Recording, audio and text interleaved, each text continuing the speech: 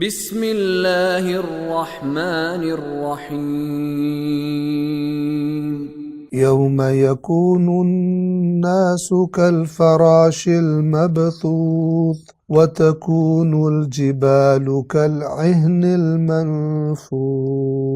اس دن انسان بکھرے پتنگوں کی طرح ہو جائیں گے اور پہاڑ دھنکی ہوئی رنگین اون کی طرح ہو جائیں گے۔ گزشتہ درس میں ہم نے سورۃ القارعہ کی آیت نمبر 4 کے الفاظ کے معانی بیان کر دیے تھے۔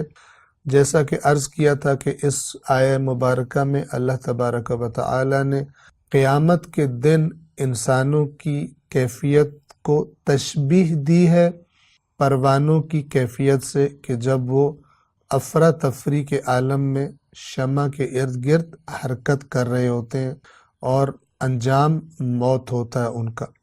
چند چیزیں کہ جو پروانوں کی حرکت میں دیکھی جا سکتی ہیں، اور وہی چیزیں قیامت کے دن انسانوں کی حالت بھی ویسی ہی ہوگی، وہی چیزیں ان میں پائی جا رہی ہوں گی، اس کی طرف توجہ فرمائیں۔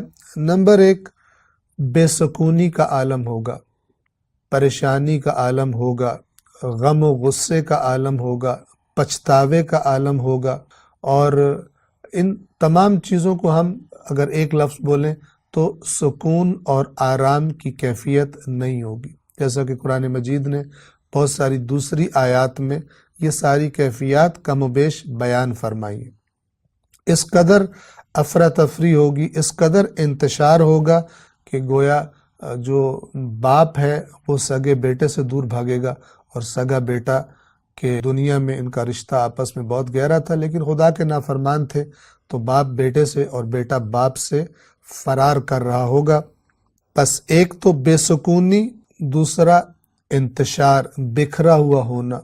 دنیا میں یہ لوگ مثلا مل جل کر اکٹھے ہو کر خدا کی بڑی بڑی نافرمانیاں کر لیتے تھے، منظم ہو جایا کرتے تھے، گروپ پارٹیاں بنا لیا کرتے تھے، لابیز بنا لیا کرتے تھے۔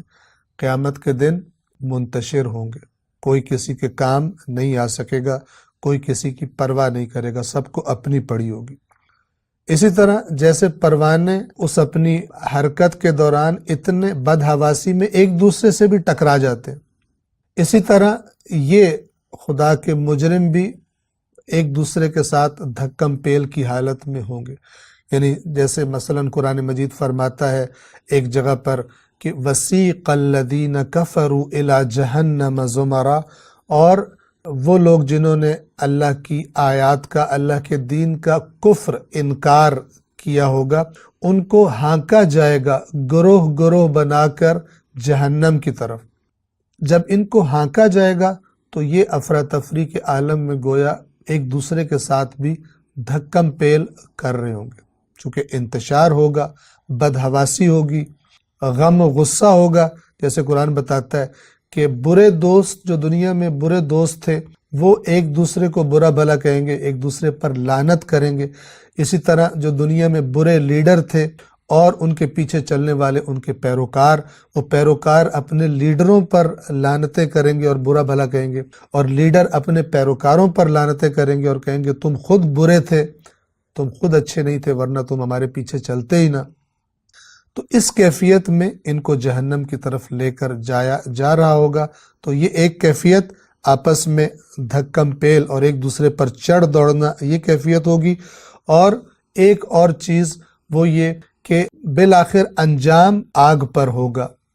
یہ لوگ اگرچہ جانا نہیں چاہ رہے ہوں گے جہنم کی طرف، اس سے آزاد ہونا چاہ رہے ہوں گے، لیکن جیسے اس پروانے کا انجام بالآخر شمع سے ٹکرانا اور جل جانا ہوتا ہے، ان کا بھی جو انجام ہوگا اگرچہ یہ نہیں چاہتے ہوں گے، لیکن زبردستی ان کو اس جہنم کی آگ میں پھینک کر جلایا جائے گا۔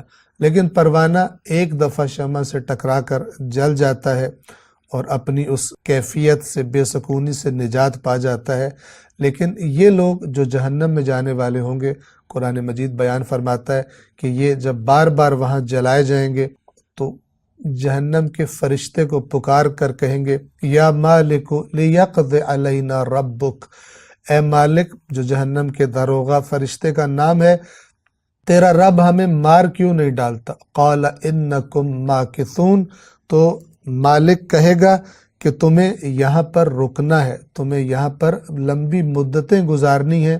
اور سبب کیا ہے اس کیفیت کا جس میں آج تم مبتلا ہو؟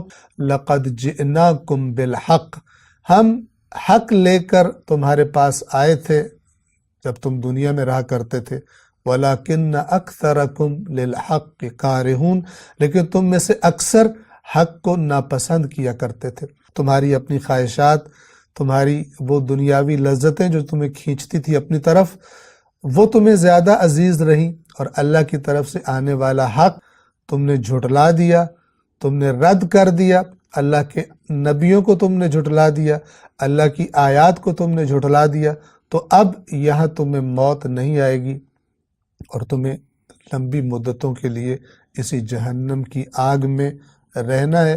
کہ خداوند عالم یہ جو قرآن نے نصیحت کی ہے بار بار، اور جہنم کے مناظر دکھائے ہیں، قیامت کے مناظر دکھائے ہیں، اور کون اللہ تبارک و تعالیٰ سے بہتر ان مناظر کو دکھا سکتا ہے؟ خداوند عالم اس نصیحت کو قبول کرنے والے دل، اس دنیا کو عارضی سمجھنے والے دل ہم سب کو عطا فرمائے۔ والسلام علیکم ورحمۃ اللہ وبرکاتہ۔